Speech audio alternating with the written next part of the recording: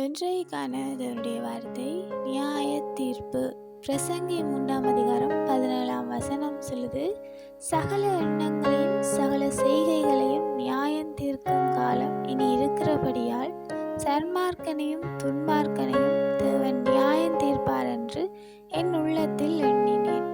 அதாவது தேவனுடைய பிள்ளைகளாக இருக்கிற எங்களுக்கு தெரியும், நியாய தீர்ப்பு நாளென்று ஒன்று நிச்சயமாக உண்டு.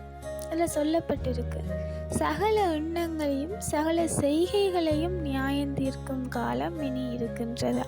அதாவது எங்களுடைய செயற்பாடுகள், எங்களுடைய கிரியைகளுக்கு தக்கதான நியாய தீர்ப்பு எங்களுக்கு நிச்சயமாக உண்டு.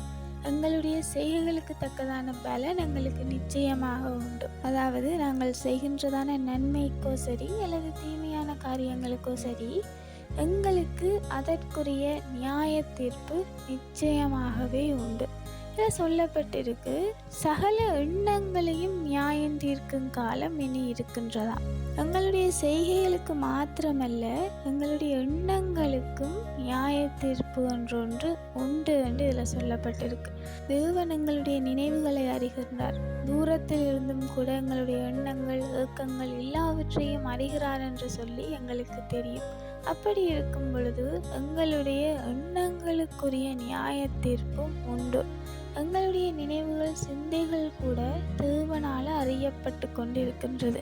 அந்த நினைவுகள், சிந்தைகளுக்கு கூட நியாய தீர்ப்பு என்று ஒன்று உண்டு. ஆகையால் எங்களுடைய செய்கைகளில் மாத்திரமல்ல, எங்களுடைய எண்ணங்களிலும் நாங்கள் கவனமாக இருக்க வேண்டும். செய்கைகளுக்கு மாத்திரமல்ல, எண்ணங்களுக்கும் நியாய தீர்ப்பு ஒன்று உண்டு.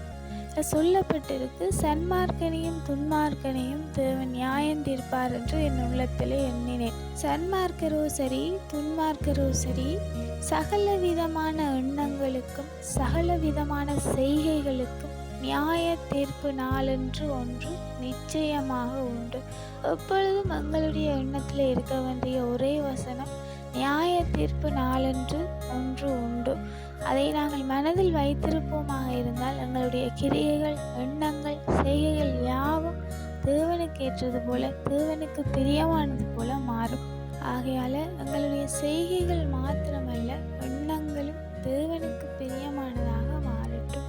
Have a nice day.